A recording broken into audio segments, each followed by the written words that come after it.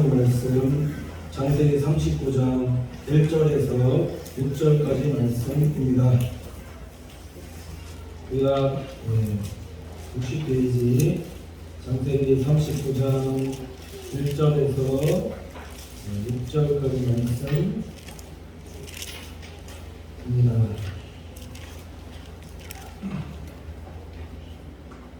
단차인 줄 알고 제가 읽도록 하겠습니다. 요셉이 끌려 애굽에 내려가매 바로의 신하 치대장 애국 사람 보디발이 그를 그리로 데려간 이스마엘 사람의 손에서 그를 살리라. 여호와께서 요셉과 함께하심으로 그가 형통한 자가 되어 그 주인 애국 사람의 집에 있으니 그 주인이 여호와께서 그와 함께하심을 보며 또 여호와께서 그의 범사에 형통케 하심을 보았더라. 요셉이 그 주인에게 은혜를 입어 섬김에 그가 요셉으로 가정 충무를 삼고 자기 소유를 다 그의 손에 위임하니 그가 요셉에게 자기 집과 그 모든 소유물을 주관하게 한 때부터 여호와께서 요셉을 위하여 그 애국 사람의 집에 법을 내리심으로 여호와의 복이 그의 집과 밭에 있는 모든 소유에 미친지라. 주인이 그 소유를 다 요셉의 손에 위임하고 자기 식료 외에는 간섭하지 아니하였더라. 요셉은 용모가 준수하고 아담하였더라. 아멘. 성가대 찬양 듣겠습니다.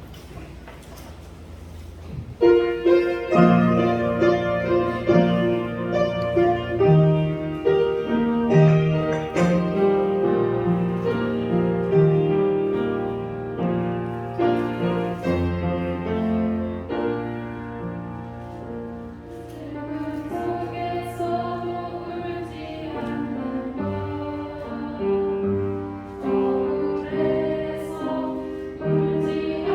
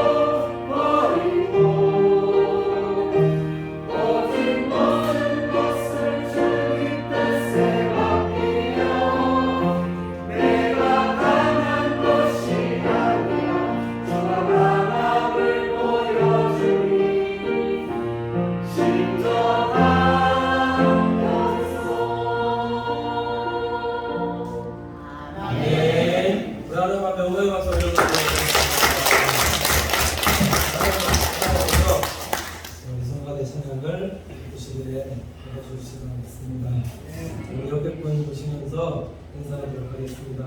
사랑합니다. 축복합니다. 감사합니다. 축복합니다. 잘 될 것입니다. 2022년도에 모두가 성도들을 하나님의 축복 안에 충만한 가상의 살아가시길 간절히 축원드립니다. 네, 말씀 제목이 하나님이 축복하시는 성도로 하는 제목으로 하나님 말씀 전하도록 하겠습니다. 지금 계속해서 하나님이 축복하시는 성도에 대해서 전하고 있는 거 지금 느끼십니까? 3주 연속에서 계속해서 말씀 제목이 하나님께서 축복하시는 성도인데, 아브라함 얘기했고 이삭 얘기했고 야곱은 분뇨 얘기했고 좀 많이 한 것 같아서 오늘 요셉을 통해서 주신 하나님 말씀 듣고 많은 은혜 받으시길 축원을 드립니다. 하나님이 축복하시는 성도는 어떤 성도인가? 하나님이 축복하시는 성도는 전제가 있습니다. 어디를 가든지 어디에 있든지 내가 어디를 가든지 내가 어디에 있든지 하나님께서 나를 통해서 축복하신다. 믿습니까? 그거 믿으셔야 됩니다. 하나님의 말씀에 순종하고 행하는 성도의 삶은 하나님께서 반드시 그 사람을 축복하시고, 그래서 내가 어디를 가든지 어디에 있든지 내가 무엇을 하든지 축복의 통로로 하나님께서 나를 써주신다라는 겁니다. 그러니까 어디 가든지 내가 뭐 들에 나가서 일을 하든 아니면 어디 직장 가서 일을 하든 내가 어디를 가든지 내가 가는 곳을 통해서 하나님께서 복 주신다는 겁니다. 그게 믿음의 삶입니다. 우리가 항상 신앙 고백해야 될 것이 내가 어디로 가든지 어디 있든지 내가 어떤 상황으로 이곳으로 인도되어져 왔든지 간에 성도들이 믿고 고백해야 될 그 신앙 고백이 무엇인가? 하나님께서 나를 이리로 보내셨다. 내가 복 있는 성도다. 내가 하나님의 축복의 통로다라는 것을 확신하고 살아가는 믿음의 성도들이 되어지는 것이다라고 믿습니다. 그래서 창세기 12장 1절부터 3절까지 말씀 보면은 봐야 되겠죠. 12장 1절부터 3절까지 여호와께서 아브라함에게 이르시되 너는 너희 본토 친척 아비집을 떠나 내가 내게 지시할 땅으로 가라. 내가 너로 큰 민족을 이루고 내게 복을 주어 내 이름을 장대케 하리니 너는 복의 근원이 될지라. 너를 축복하는 자에게는 내가 복을 내리고 너를 저주하는 자에게는 내가 저주하리니 땅의 모든 족속이 너를 인하여 복을 얻을 것이라 하신지라. 약속하셨다는 그러니까 우리가 살아가면서 오늘 이 약속의 말씀을 붙잡는 믿음의 성도들 되셔야 된다는 겁니다. 내가 하나님께서 나를 왜 예수 믿게 하셨는가? 왜 주님 안에서 살아가시게 하시는가? 나를 축복의 통로로 세워주시기 위해서 말씀으로 축복하시고 내가 어디를 가든지 어디에 있든지 간에 하나님의 축복과 은혜를 받아들이는 성도로 세우시기 위해서 나를 불러주셨다. 이거 확신하시면 된다는 겁니다. 오늘 창세기 39장 1절 말씀 보면은 요셉이 이끌려 애굽에 내려가매 바로의 신하 시대장 애굽 사람 보디발이 그를 그리로 데려간 이스마엘 사람의 손에서 그를 사니라. 이렇게 말씀하고 있습니다. 오늘 말씀 보면은 제 표현입니다. 좀 재미난 표현이 있는데 읽다가 성경 읽다가 눈에 확 들어가는 표현이 요셉이 이끌려라는 표현입니다. 요셉이 이끌려 애굽에 내려가면라는 표현인데 이 표현이 어디에 나오냐면은 예수님께서 공생의 사역 시작하실 때 마태복음 4장 1절 보시면은 그때에 예수께서 성령에게 이끌려 마귀에게 시험을 받으러 광야로 가사 이렇게 되어 있습니다. 그러니까 성령에게 이끌려서 마귀에게 시험을 받으러 광야로 갔다라는 것은 어떻게 보면 좀 이상한 표현이죠. 앞뒤 문맥이 맞지 않는 문장일 수 있다는 거예요. 성령에 이끌려서 가는데 어떻게 마귀에게 시험을 받으러 광야로 갈 수 있는 것인가?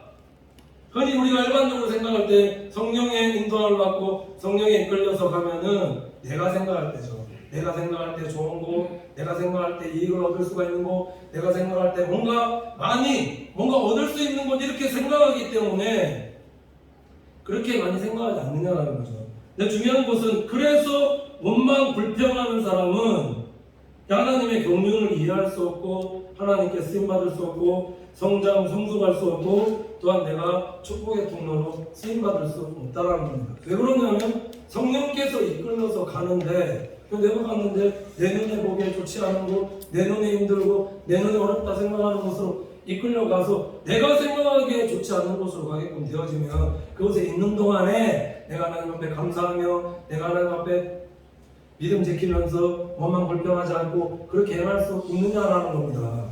못하죠. 있는 동안에 계속해서 원망 불평하면서 왜 나를 이곳으로 인도하셔서 왜 이곳을 고생시키는가, 왜 나에게 이런 고난을 가해주시는가, 그렇게 원망 불평하면서 살지 않겠느냐.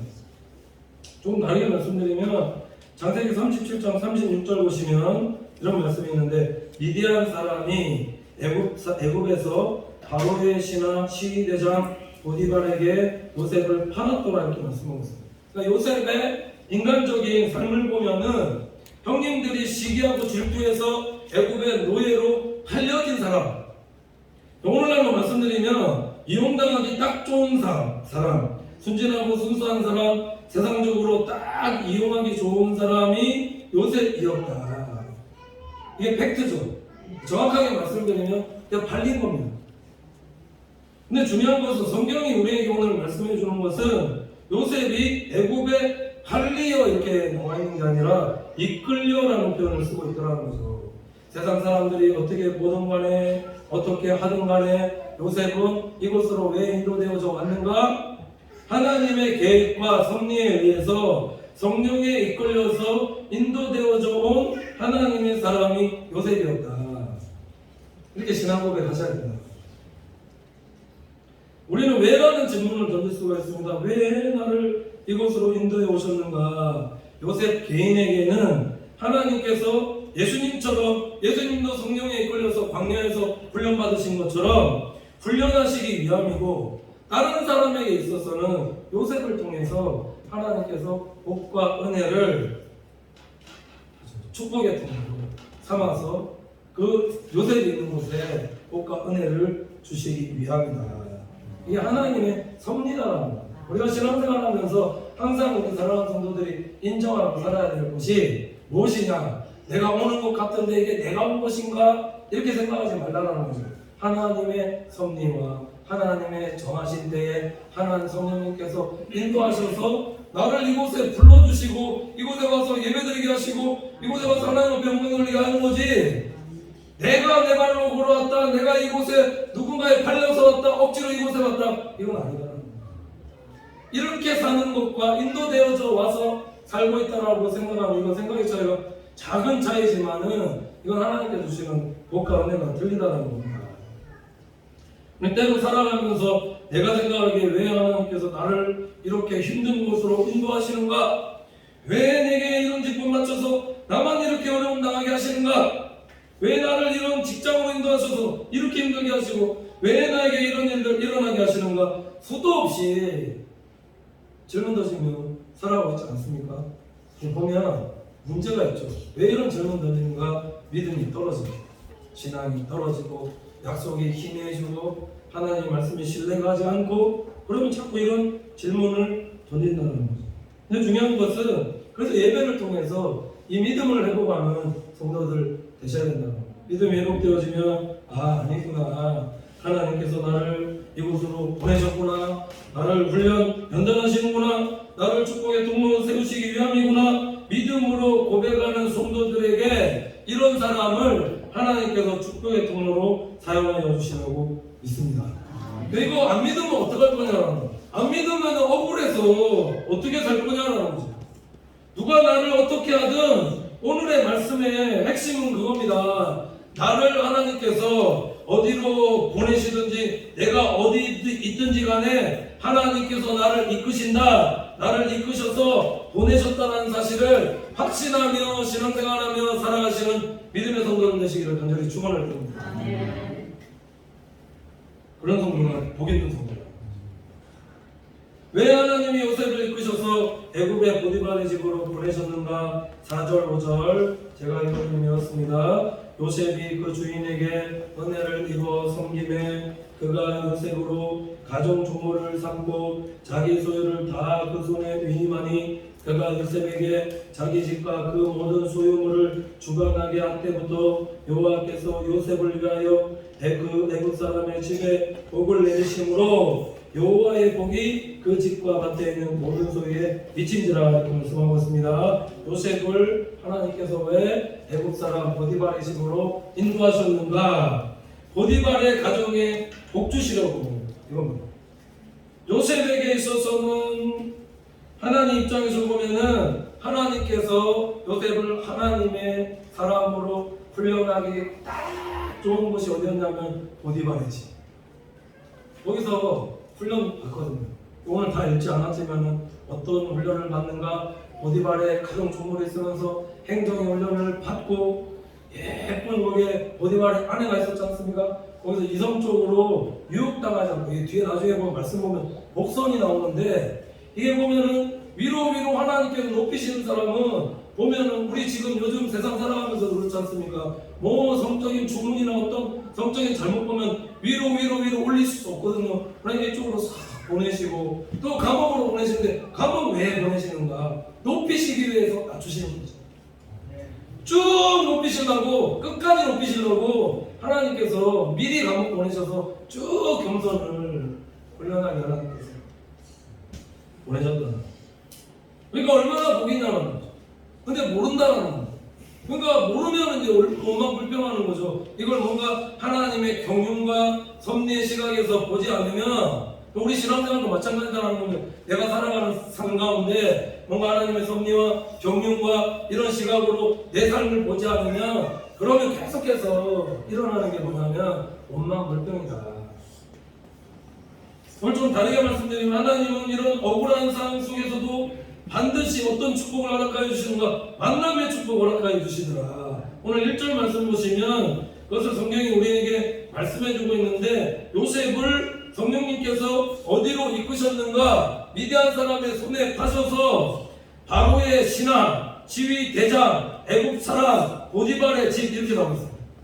그냥 성경 표현할 때에 애굽의 지휘대장 보디발의 집으로 표현하면 될 것을 왜 이렇게 성경이 바로의 신하, 지휘대장, 애굽 사람, 보디발 이렇게 보디발의 신분을 직접적으로 이렇게 구체적으로 언급하고 있느냐는 겁니다. 우리 다 알고 시작하죠. 요셉이 나중에 바로의 충성스러운 총리로 쓰임받게 될 것을 우리가 알고 시작한다는 겁니다. 그래서 요셉이 이 보디발과의 만남을 통해서 하나님께서 바로에게 이끄실 것을 보여주는 목선의 말씀이 오늘 바로의 신하, 애굽 지휘대장, 애굽 사람, 보디발의 집이라는 겁니다. 다르게 말씀드리면 하나님은 반드시 만남의 축복을 통해서 우리 성도들을 축복하시고 인도하신다. 우리가 살아가는 게 내 힘으로 내 능으로 살아가는 것도 있지만 하나님께서 하나님의 자녀들, 하나님의 성도들 복을 주실 때에 반드시 만남의 복을 허락해 주신다. 중간에 나오지 않았던 야곱 이야기, 이삭에게 만남의 복 중에 가장 큰 만남이 어떤 만남일까요? 그게 좋은 믿음의 배우자를 만나는 게 그게 진짜 가정과 자녀에게 있어서 가장 큰 복이다라는 거예요. 그 계속 그 얘기 나오거든요. 에서는 들사람이어서 들사람 됐겠지만 부모님을 기쁘게 하지 못하는데 이삭을 하나님께서 어떻게 인도하시는가 묵상하다 보니까 그래서 리브가가 나타나서 만났는데 얼마나 리브가가 이삭을 서포트를 잘하고 꽉 붙잡고 있는지 이삭은 부처가 없거든요. 잘 살아옵니다. 자녀들도 잘 그렇게 믿음으로 잘 양육해서 그렇게 새로운 믿음의 사람을 하나님께서 만나게 하시는 겁니다. 우리 성도들에게 있어서 가장 큰 축복이 뭐냐? 자녀들이 내가 잘 되는 것도 중요한데 배우자를 잘 만나는 거예요. 그 기도하시라는 거예요. 나도 잘 되는 게 중요하지만 나보다 더 잘 된 믿음의 집안의 자녀를 만나서 결혼하고 그게 하나님께서 허락하신 만남의 복의 축복이라는 거예요. 오늘 요셉 때 보십시오. 요셉 외국에 팔려왔습니다. 보디발의 집으로 갔습니다. 그가 어딘데? 라고 얘기할 수 있지만 그가 왕을 만나게 되는 축복의 통로다. 보디발 만났습니다. 보디발 뒤에 다른 사람 보이냐라는 거죠. 안 보이죠. 어떤 사람 만났을 때 그 사람하고 관계에 되어져 있는 뒤에 있는 사람들, 배경들 보이냐라는 겁니다. 안 보이거든요. 근데 하나님께서는 나에게 복을 주실 때에 만남의 복을 통해서 축복을 예배하신다는 겁니다. 이 복 가운데가 있으시기를 간절히 축원을 드립니다. 사도 바울의 전도의 여정을 보면은 만남도 헤어짐도 하나님의 축복이라는 사실을 우리가 알 수 있는데, 예수님의 제자들이 은혜 받았는데도 불구하고 인정해주지 않았는데 나중에 바나바를 통해서 인정해주고 47세의 나이에 비로소 선교여행 뛰어들게끔 되었는데, 이번 차로 인해서 아버지와 같이 자신을 신뢰해주었던 바나바하고 헤어졌습니다. 얼마나 고통이었겠느냐라는 거죠.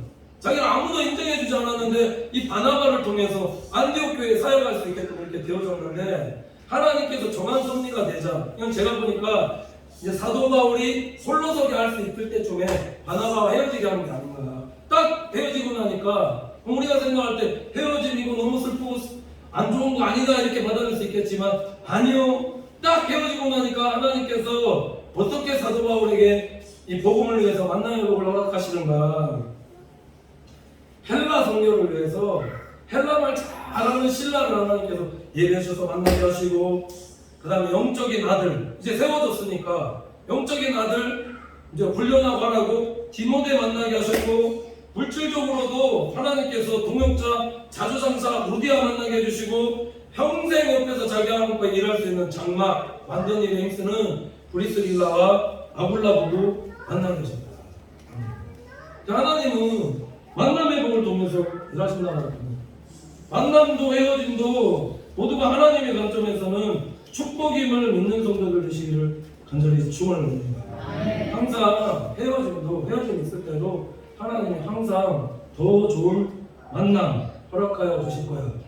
더 좋은, 누가 가더라도 더 좋은 일꾼 보내주실 거야. 항상 이렇게 생각할 수 있는 믿음의 성도들 되셔야 된다는 거예요. 그래야지만 우리가 사람에게 집착하지 않습니다. 그래야지만 우리가 사람을 추정하지 않는다는 거죠.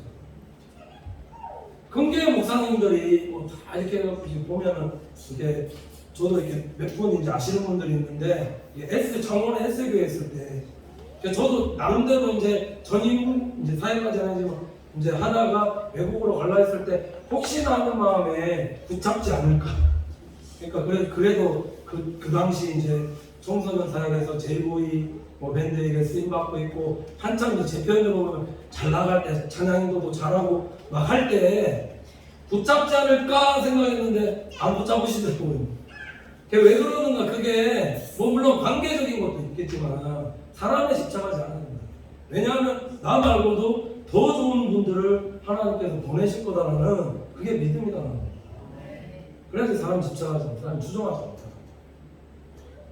하나님께서 왜 요셉을 보디발의 집으로 보내셨는가? 오늘 7절에서 18절까지의 내용이 보디발의 아내에게 유혹을 받는 모습이 나오는데, 이것도 보면은 하나님께서 요셉에게 허락하신 훈련이었다. 7절에서 10절 말씀 제가 다시 읽어드리겠습니다. 그 후에 그 주인의 처가 요셉에게 눈치다다가 동침하기를 청하니 요셉이 거절하며 자기 주인의 처에게 이르되, 나의 주인이 가중 재반 소유를 간섭지 아니하고 다 내 손에 위임하였으니 이 집에는 나보다 큰 이가 없으며 주인이 아무것도 내게 금하지 아니었어도 금한 것은 당신뿐이니 당신은 자기 아내입니다.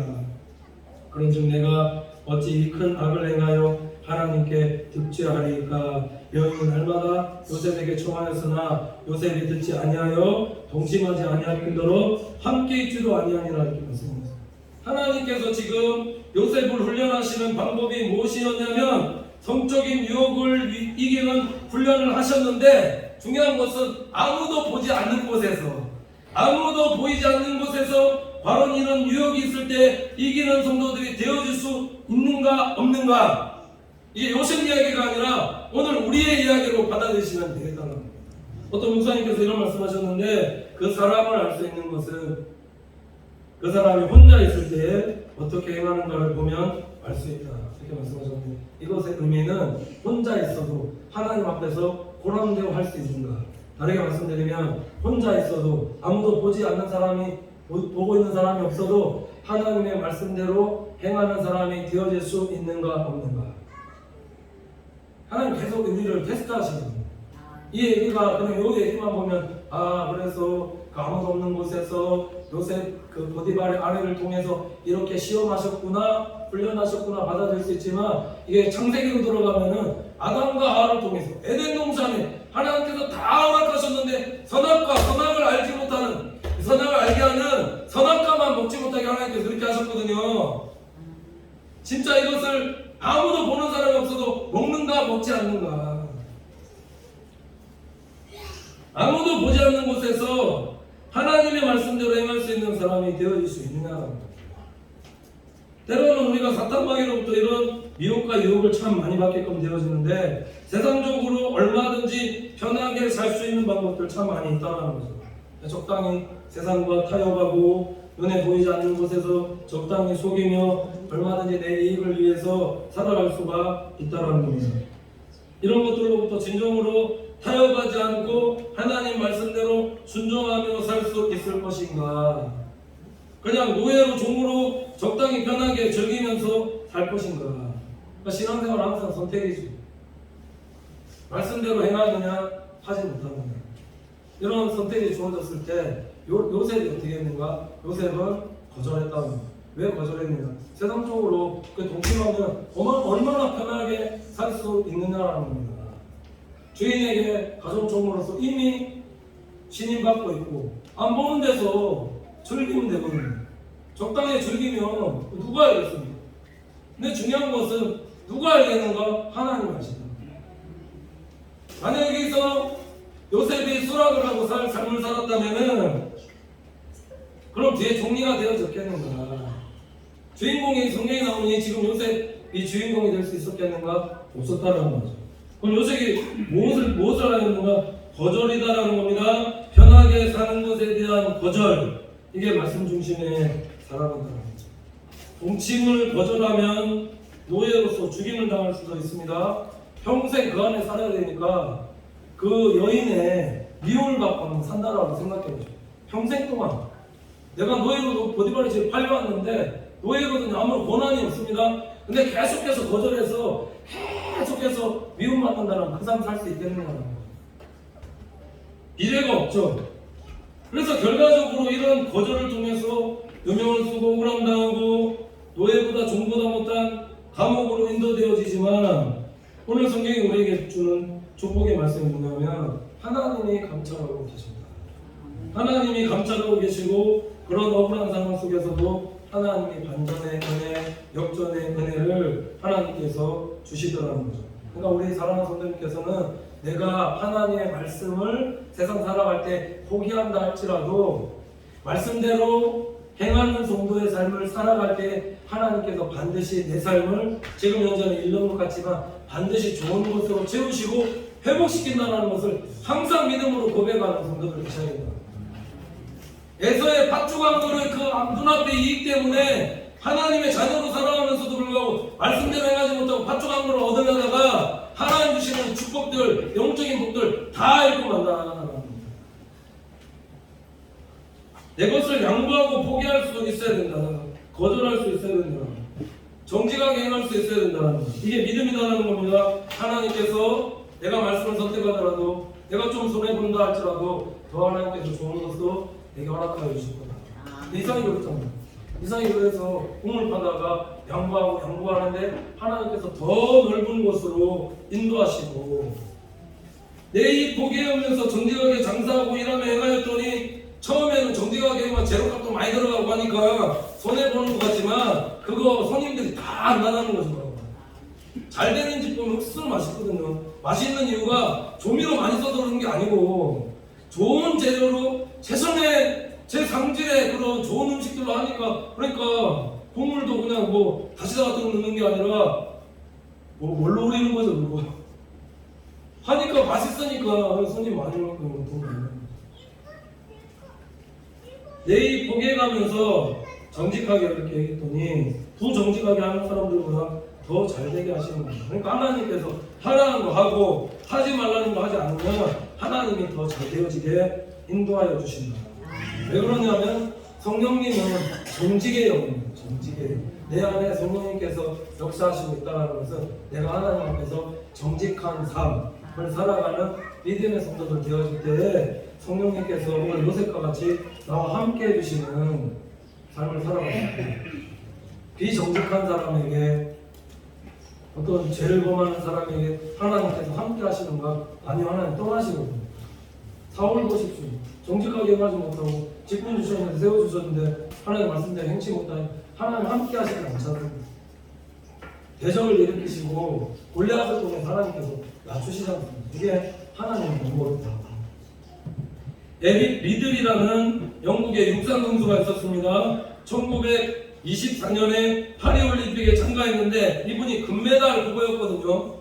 뛰기만 하면은 1등 먹을 수 있는 그런 선수였는데 주종목이 100m가 이제 올림픽에 잡혔는데 이 100m가 해야 될 경기가 어느 날에 잡힌 주일에 잡힌 겁니다. 7월 6일 주일 오후 3시와 5시에 잡혔는데 그래서 이 선수가 좀 신앙이 좋았던 사람이었던 것 같습니다. 저는 이 주일에 안 뜁니다 라고 고백한 이것 때문에 영국 언론들로부터 사람들로부터 비판당하고 조롱당했는데 그를 가리켜서 뭐라고 비판하면서 했냐면 에이 편협하고 엉절한 신앙인, 신앙을 소매 끝에 달고 다니는 신앙심 깊은 척하는 자, 조국의 명예를 버린 위선자라고 맹비난 했다라는 거죠. 뛰기만 하면 금메달 따면 금메달 우리 세계적인 순위 있지 않습니까? 그러면 올라갈 건데 금메달 하나가 그 순위 차이 굉장히 많이 나거든요. 안 뛴다 했다는 건 이런 맹비난을 받는데도 이 사람이 주일날 스코트컵 장로교회에 참여해서 경기장에 나가지 않고 예배드렸다는 겁니다. 그럼 금메달 못 따죠 이제. 자기 주종목이 주일에 있었으니까. 근데 하나님께서 결코 그를 외면치 않으시더라. 다른 날에 평일이죠. 평일에 200m와 400m 있었는데 200m에서 뛰었는데 동메달 따게 하시고 400m에서 이제 마지막 400m는 100m 선수가 400m 뛴다라는 거 이거 거의 메달 따는 건 거의 불가능하거든요. 400m에 참석했습니다. 뛰었습니다. 와 뛰었는데 100m 선수니까 억수로 빨리 뛰니까 그러니까 이제 옆에서 이제 보던 해설진들이 저렇게 뛰다가 보면 분명히 죽을 건데 막 그렇게 걱정하고 염려하더라는 거죠. 근데 막 뛰었는데 이 사람이 와 깔려서 1등 우승했어. 세계 신기록 47.6 세계 신기록 그때 이제 우승 후보들이 미국의 인바라는 선수와 피치 같은 이런 우승 후보가 있었는데 이 사람 들고 제치고 세계 신기록 땄다는 거죠. 그래서 이제 기자가 아니 100m 선수가 400m 이제 우승하니까 이상했을 것 같아서 가서 물어보고서 아니 어떻게 이렇게 할 수 있었느냐 물어보고 이 사람이 뭐라 했냐면 200m는 내가 최선을 다해서 뛰었지만은 나머지 200m는 하나님께서 도우셔서 뛸 수 있었습니다. 하나님은 주님을 위해서 우리가 거절하고 포기할 때 반드시 축복해 주십니다. 포기했더니 보십시오. 금메달, 동메달.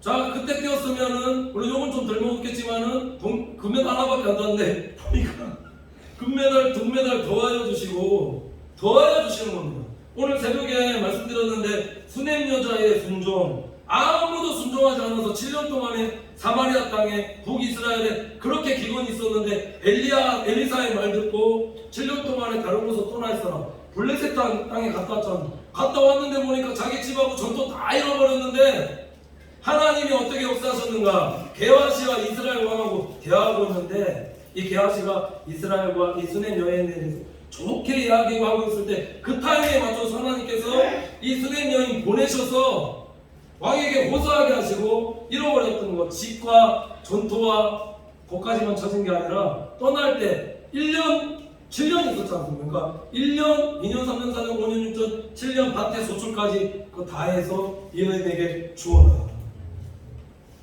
그냥 말씀에 순종하면 하나님 주신 복은 축복은 반드시 따릅니다.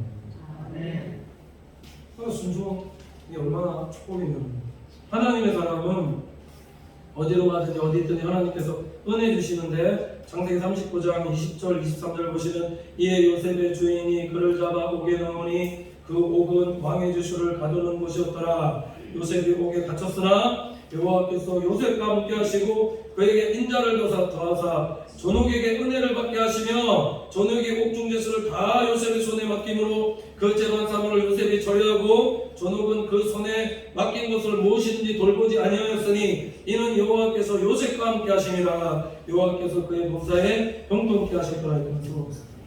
자, 보디발의 지금 아내의 유혹을 거절했던 것은 다른 어떤 것이 아니라 하나님 앞에서의 믿음을 지키기 위한 요셉의 선택이었습니다. 근데 그 선택 이후에 어떤 일이 일어났는가? 감옥으로 갔다는 거죠. 내 믿음을 지키기 위한 보상이 감옥인가? 내 믿음을 지키기 위한 보상이 잊혀지는 하나님 살게 하시는가? 그게 아니더라라는 거죠. 오늘 말씀이 얘기하고 있는 것은 그럼에도 불구하고 반전의 은혜가 있는데 요셉이 옥에 갇혔으나입니다. 갇혔습니다. 그러나라는 표현이죠. 그러나는 뒤에 반전이라는 거죠.